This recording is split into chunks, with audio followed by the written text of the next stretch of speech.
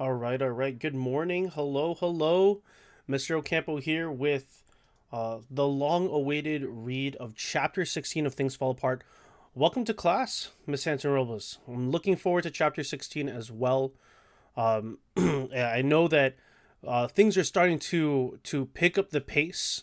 Last we checked in on Okonkwo, Obierica had visited him in the village of Mbanta. It's been 2 years that Okonkwo has and his family have been exiled, and they're making their life in Mbanta, his mother's homeland.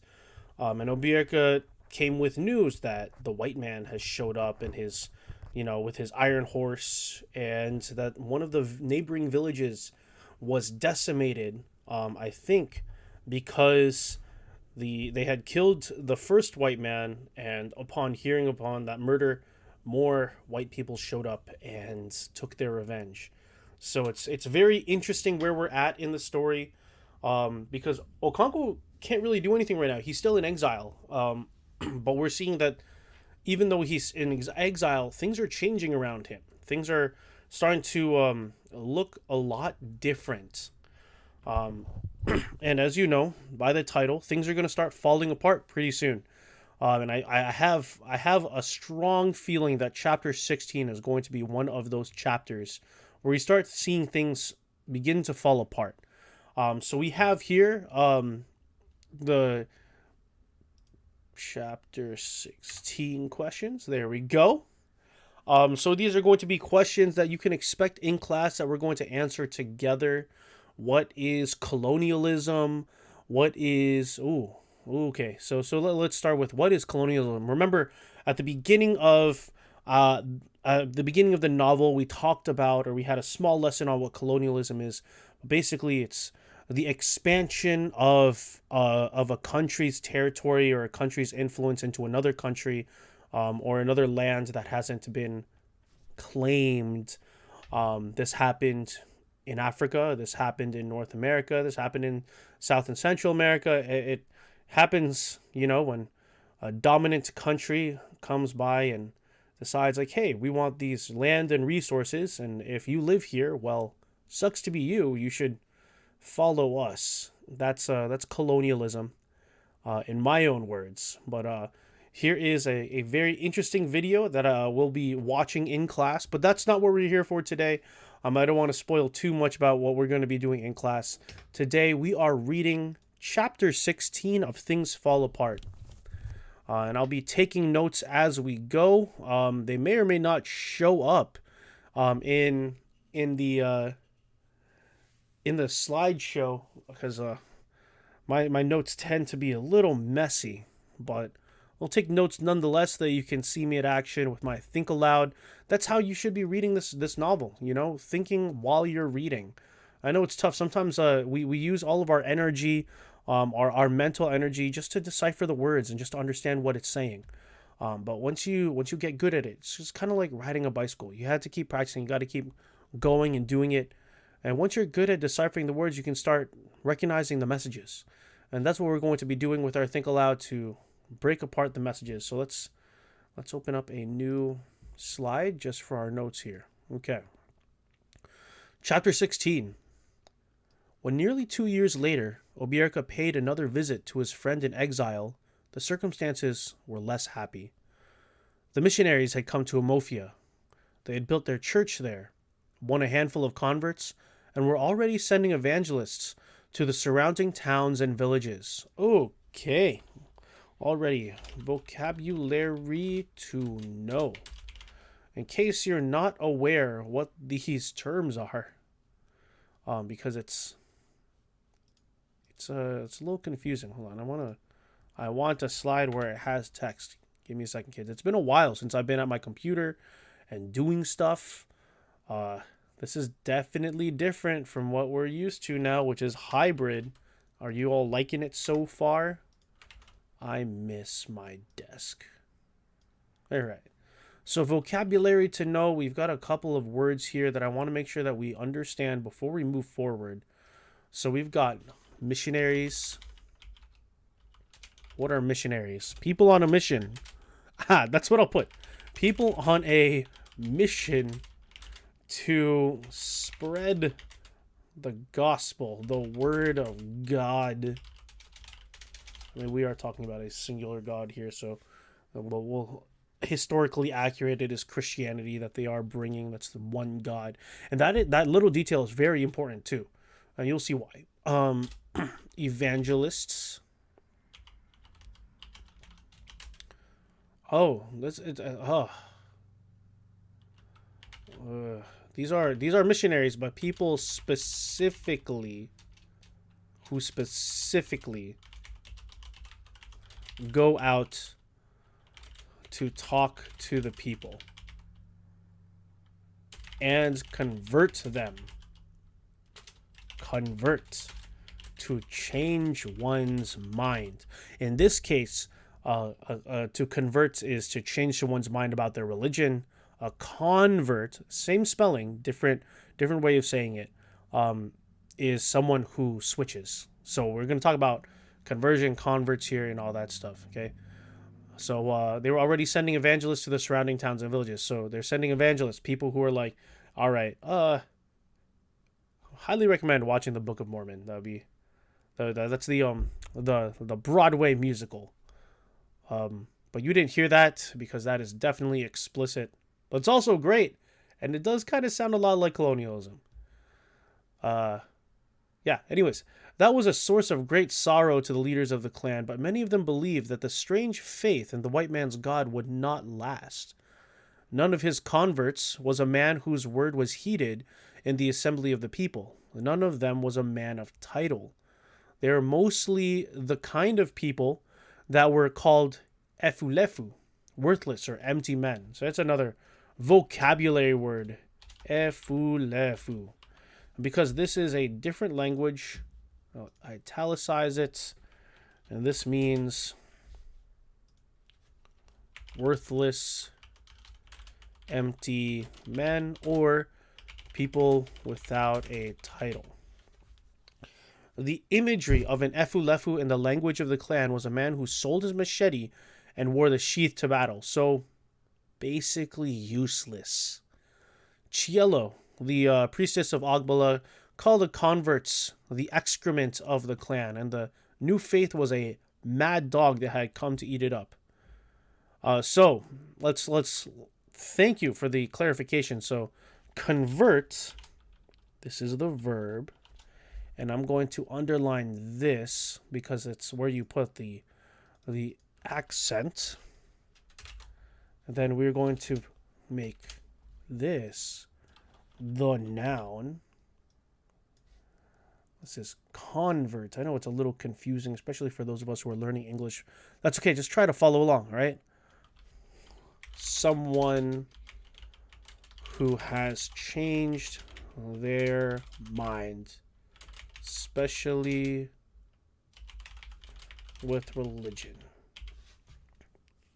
So there's to convert, to change one's minds, and there's convert, someone who has changed their mind, someone who is, switched from Christianity to Buddhism, or, Igbo, I don't know what the religion is called, to Christianity in this case.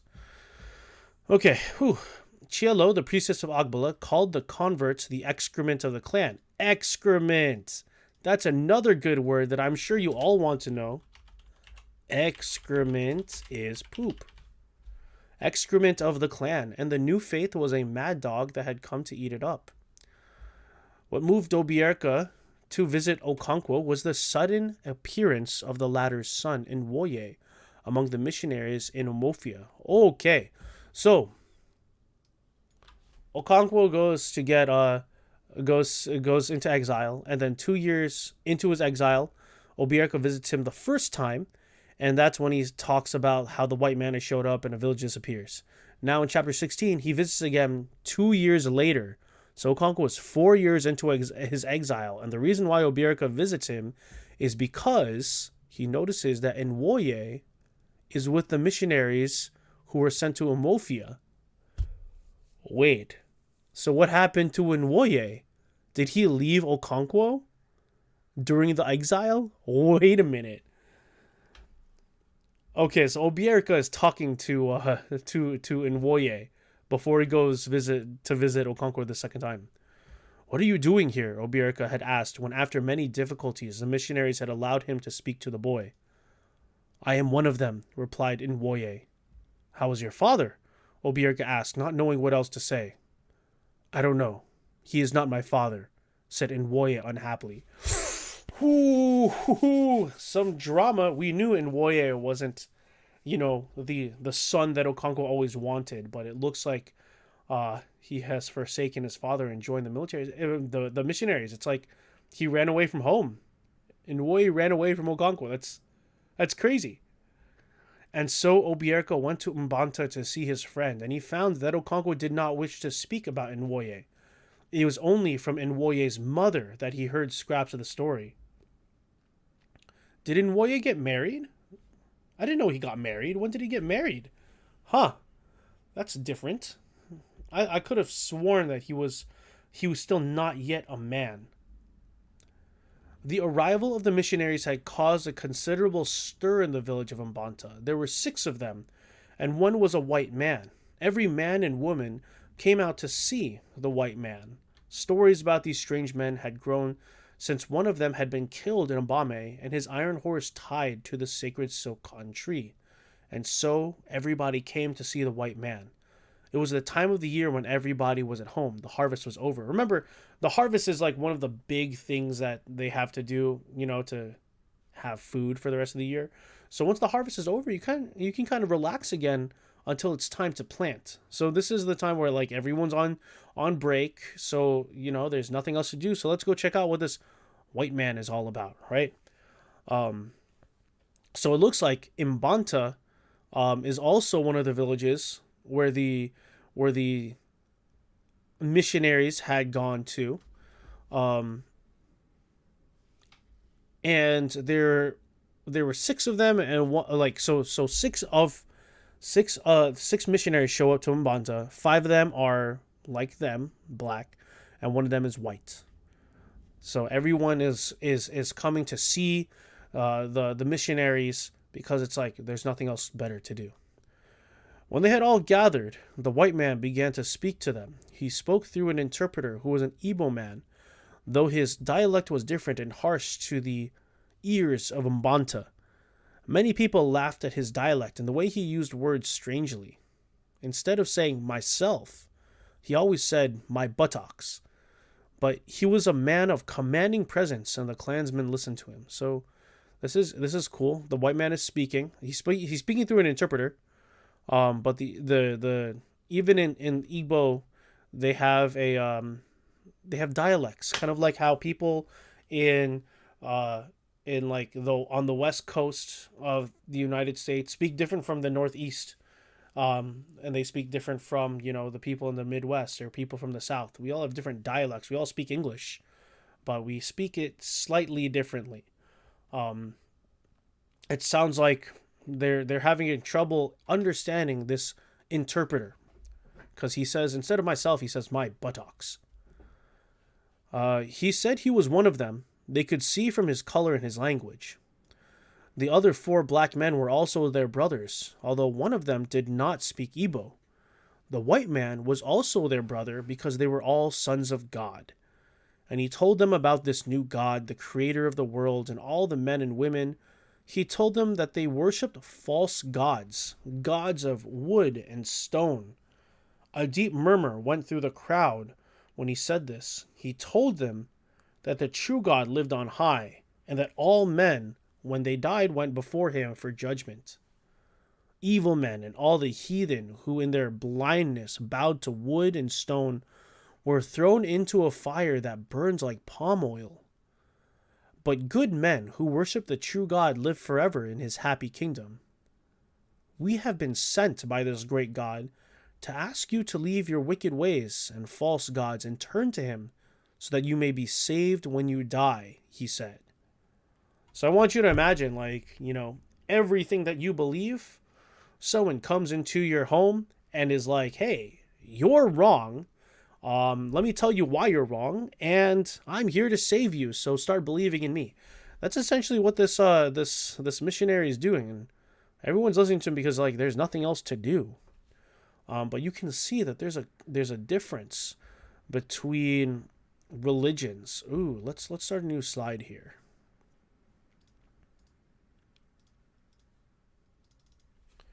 So I don't know what Igbo religion.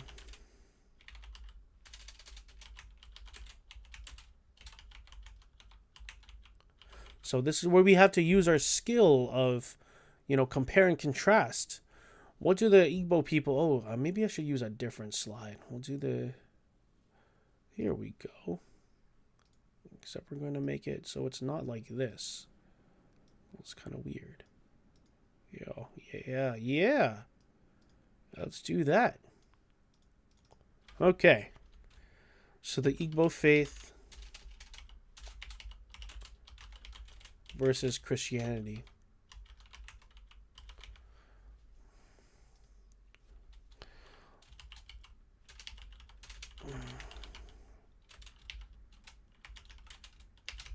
So this is what Okonkwo believes.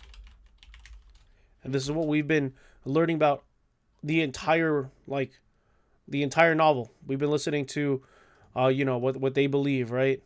Versus Christianity.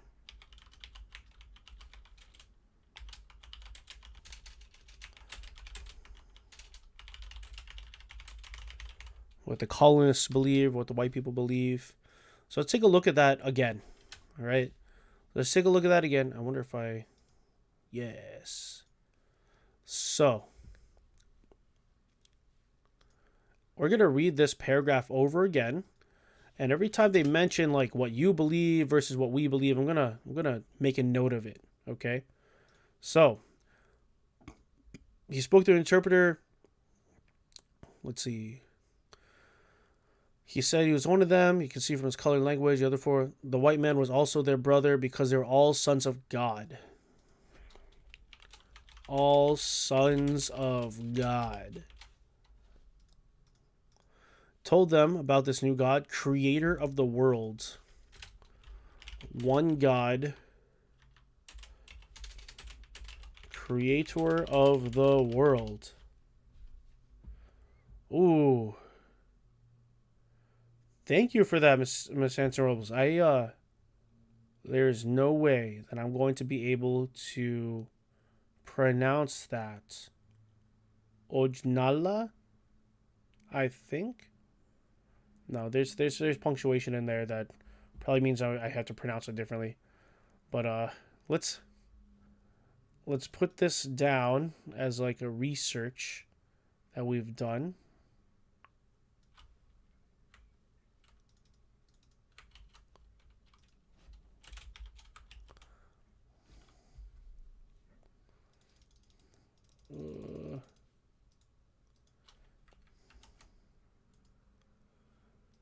There we go.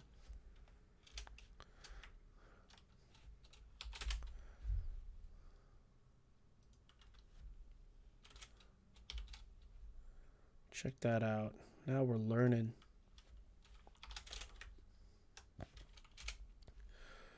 So what do we know that Okonkwo believes? Let's keep reading, and then we'll fill in the blanks while we read, and then what we know about it from what we've read in the book. Okay? So let's see. What else do we know? So the perspective is that they worshipped false gods, gods of wood and stone. Team member went through the crowd when he said this.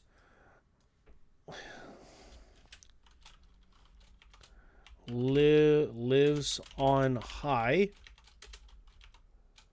judges before him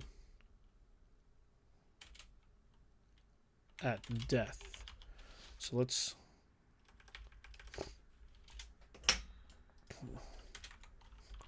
may or may not get into his happy kingdom. So this is like heaven, this is what happens after you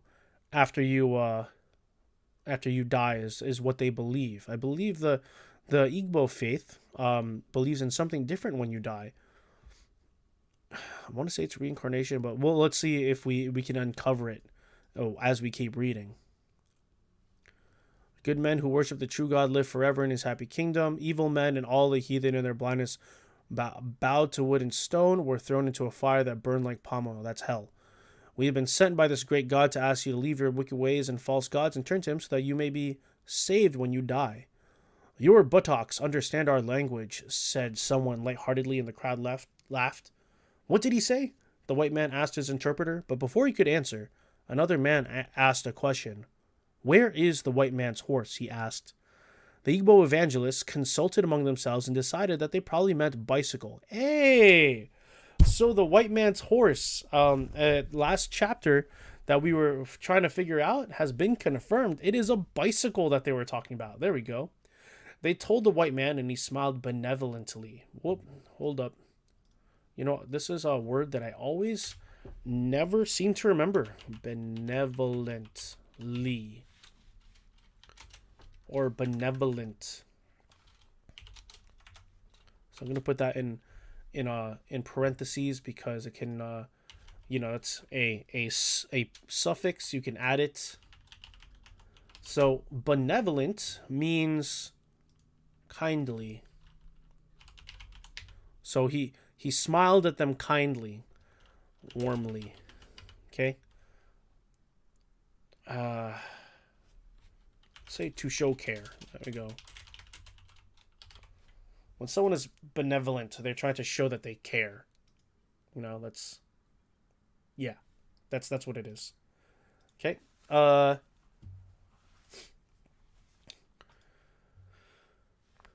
Tell them, he said, that I shall bring many iron horses when we have settled down among them. Some of them will even ride the iron horse themselves. This was interpreted to them, but very few of them heard. They were all talking excitedly among themselves, because the white man had said he was going to live among them. They had not thought about that. At this point, an old man said he had a question. Which is this god of yours? The goddess of the earth? The god of the sky? Amadiora, or the thunderbolt, or what? Okay, so here's, in contrast to the one god, we know that the Igbo people worship many gods. We got Amadiora. We got the earth goddess. The one that you try not to upset during the week of peace. God of the sky. Got the, oracle and all that stuff. The interpreter spoke to the white man and he immediately gave his answer. All the gods you have named are not gods at all. They are gods of deceit who tell you to kill your fellows and destroy innocent children. Huh, is that true? Is that true? Well, I do know that they throw twins in the woods, right? For example, Obierka had to throw twins, get rid of them, because they thought that they were evil, right? There is only one true God, and he has the earth, the sky, you and me and all of us. If we leave our gods and follow your God, asked another man, who will protect us from the anger of our neglected gods and ancestors? Your gods are not alive and you cannot do any harm, replied the white man. They are pieces of wood and stone. So I'm trying to find what the equivalent is, but all this guy is saying is your gods don't exist. They're not true. That must be very angering. When this was interpreted to the men of Mbanta, they broke into derisive laughter. These men must be mad, they said to themselves. How else could they say that Ani and Amadiora were harmless, and Idemili and Ogugu too? And some of them began to go away. Then the missionaries burst into song. It was one of those gay and rollicking tunes of evangelism, which had the power of plucking its silent and dusty chords in the heart of an Igbo man. The interpreter explained each verse to the audience, some of whom now stood enthralled.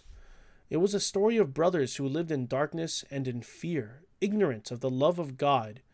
It told of one sheep out on the hills, away from the gates of God, from the tender shepherd's care.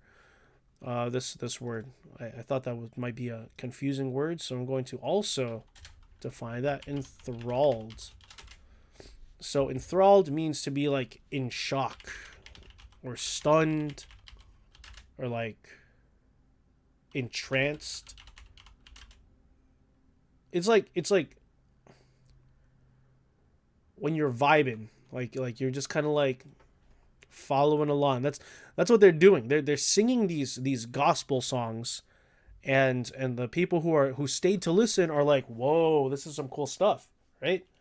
But remember, the gospel songs, they talk about God. Like, it's a story of brothers who lived in darkness and fear, ignorant of the love of God. It told of sheep about out on the hills, away from the gates of God, and from the tender shepherd's care. It's like Christian music. Good stuff. After the singing, the interpreter spoke about the Son of God, whose name was Jesu Christi. One God has a son.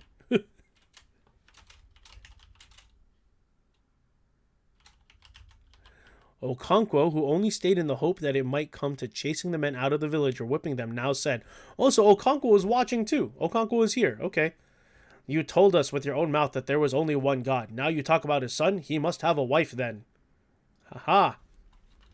If you have a son, you have a wife. This is... Okonkwo's using logic here. He's using the logic to kind of like question the religion, the faith. The crowd agreed. "I did not say he had a wife," said the interpreter somewhat lamely. "Your buttocks said he had a son, so he must have a wife, and all of them must have buttocks." The missionary ignored him and went on to talk about the Holy Trinity. At the end of it, Okonkwo was fully convinced that the man was mad. He shrugged his shoulders and went away to tap his afternoon palm wine. But there was a young lad who had been captivated. His name was Nwoye, Okonkwo's first son. It was not the mad logic of the Trinity that captivated him. He did not understand it. It was the poetry of the new religion. Something felt in the marrow. This is another word for bones. It's like marrow's inside your bones. So he felt it. It hit different. It hit like the word of God hit him. The hymn about brothers who sat in darkness and in fear seemed to answer a vague and persistent question that haunted his young soul. The question of the twins crying in the bush, and the question of Ikemefuna who was killed. He felt a relief within as the hymn poured into his parched soul. The words of the hymn were like the drops of frozen rain melting on a dry pallet of the panting earth. Nwoye's callow mind was greatly puzzled. And that's chapter 16. Okay, so Okonkwo, this doesn't faze him at all. He was just there in case they decided to run the people out of the village so he could be part of the fun. He even uses his logic to try to like question the faith, and they don't really give him a good answer, so he leaves. He's like, whatever. But Nwoye, remember, Nwoye is different. He's very sensitive. His heart breaks a little bit. One, when he hears the twins crying in the woods, and two, when his best friend and older brother Ikemefuna was killed. He was left broken.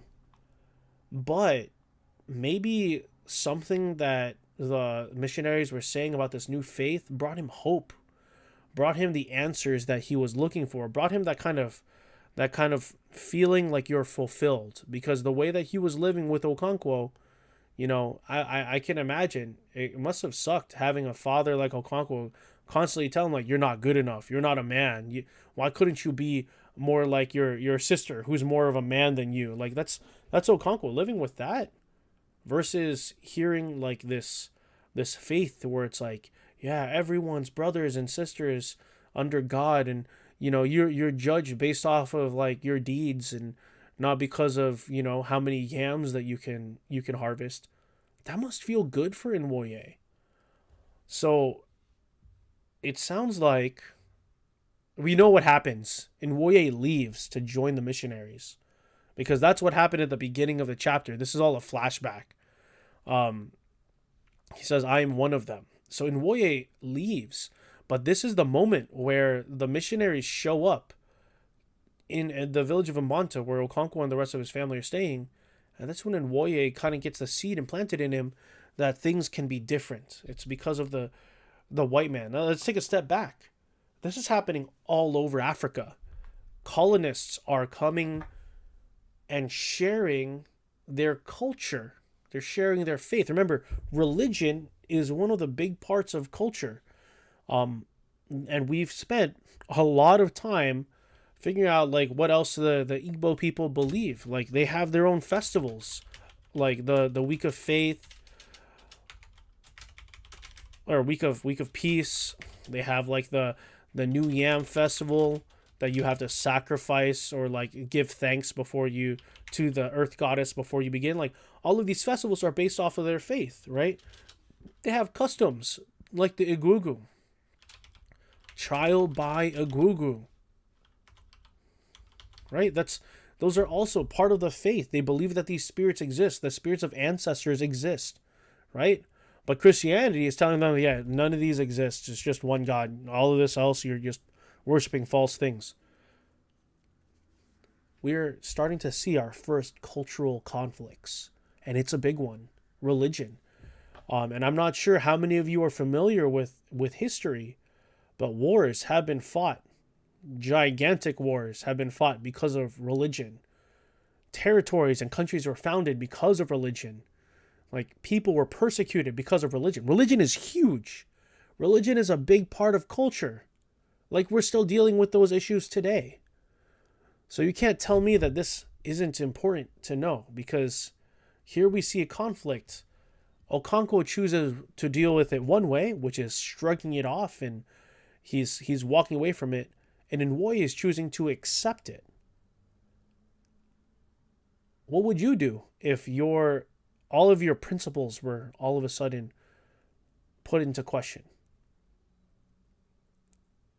Would you be more like Okonkwo and just kind of like be strong in your beliefs, or would you be like Nwoye and kind of consider the other side? It's very interesting. What we're starting to see, and I assure you, this is not the end of the conflicts that we're going to see. This is just the beginning. We're starting to see things just tipping over a little bit. They're not necessarily falling apart just yet, but we do know that this one instance already caused Okonkwo to lose his first son, which is supposed to be the one that takes over, So keep this in mind. This was a short chapter. I just kind of dragged it out because there was a lot to unpack, and that's what every chapter from here on out is going to be like. We are more than 3/4 of the way done with this book. Every chapter is going to be a little tidbit, a little bit of conflict, and we're going to see how the characters, particularly Okonkwo, deal with these conflicts. So I hope that this reading has been helpful to you. Thank you so much, Miss Hanson Robles, for coming in and bringing the research to help us with our background knowledge of the Igbo religion. And we look forward to discussing this with you in class. Let's take a look at some of the questions real quick, just in case you miss out in class, and these are things that you need to know. Let's see. What is the missionary in chapter 16 trying to do? Are they successful? The missionary is trying to spread the word of God, and they are successful, at least we know, with Nwoye. With everyone else, not sure. People are making fun of them, kind of like, if you see or hear someone that has completely opposite views from them, you might call them crazy, like the sky is red. That actually happened last year with the forest fires, though. The sky is green, right? The sky doesn't exist. There is no sky. How would you think about those kinds of people?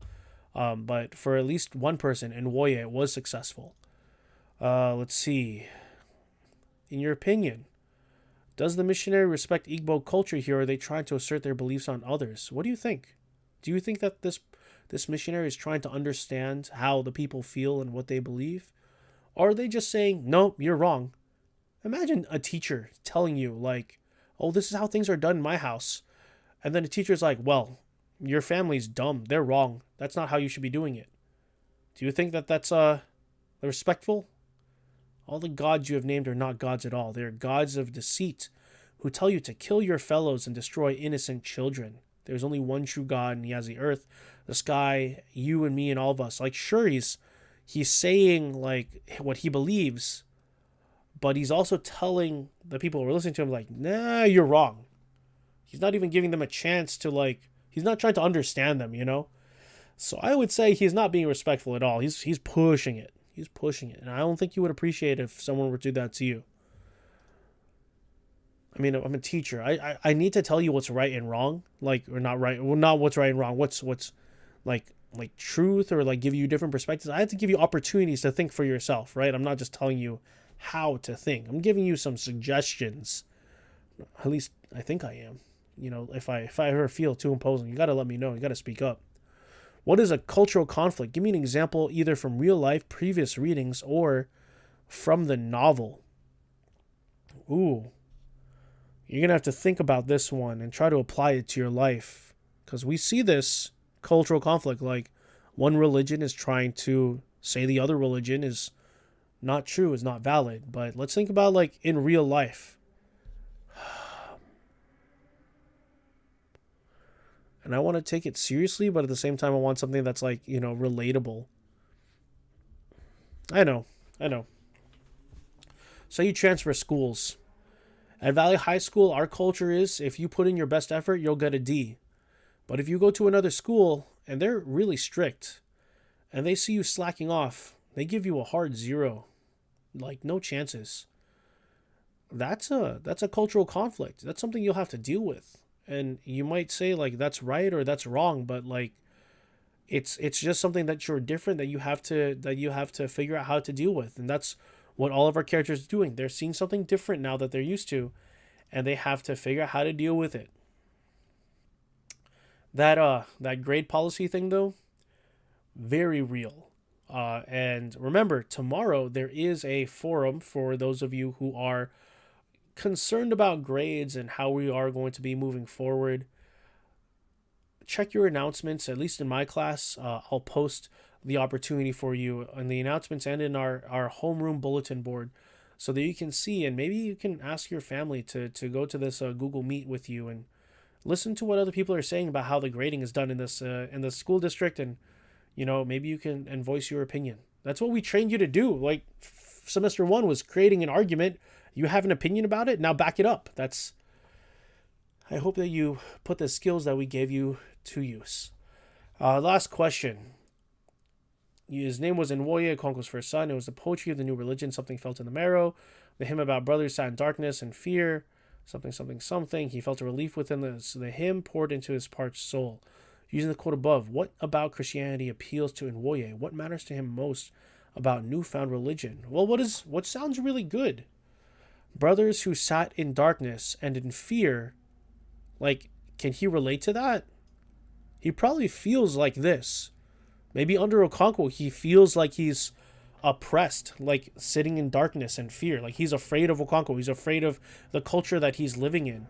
He and Iki Mifuna, you know, seem to be the brothers who are always like under scrutiny or under punishment. Maybe the idea that this new faith gives him hope, answers like these questions about why the twins had to die or why they shouldn't have died. Maybe it gave him an answer. Maybe it gave him an answer as to why Ikemefuna was killed. Maybe this faith is telling him like, yeah, those are wrong. The faith that you believe in is not right. Maybe the faith, this Christianity, is the right way for you. Because you don't think that Ikemefuna should have been killed. You don't think that the twin should have been killed. And that's what our God says. They shouldn't have been killed. But your God says that they should be killed. And you weren't cool with that. So in Woye, it seems like Christianity has values that are aligned with Nwoye and what he believes about life and death. But that's just me. What do you think? For those of you who are listening in, do you agree? For those of you who are watching the replay, does this make sense to you? Does this, like, would you change ideals if it fit your values? That's That's usually what happens. That's usually what happens with converts. What they currently believe in isn't something that they that fits with their lifestyle or like with what they believe, with what they truly feel. So they find another thing that really aligns with it, and that makes sense. You know, we have to find ways to reconcile our thoughts and answer the questions that we have deep in our hearts. I'm not telling you what to believe. I'm just saying that this is how people are. And you can see that with Nwoye, and you can see the exact opposite with Okonkwo. Pay attention to how they react to things, because we're going to be analyzing these characters for your final essay. Do you agree with how they acted? Do you understand how they acted? Tell me what their responses were. But we'll talk about this more in class. Thank you so much, everyone, for tuning in. Don't forget, we are on the hybrid schedule, so class starts bright and early at 7:10 in the morning. And then after this week, we have spring break. And when we return from spring break, the classes will have rotated. So 7th period will be first, and it'll be weird. We'll explain that in class and put some announcements as reminders so that you know how to keep up with the changes. But thank you everyone once again for tuning in. I hope you enjoyed our live read. We'll be back in 2 weeks with the live reads for chapter 17 and 18. We're almost done with the book. Please be patient and keep on thinking, and think while you read. All right. Take care, everyone. Thank you. Have a nice day, and we'll see you in a little bit. Take care.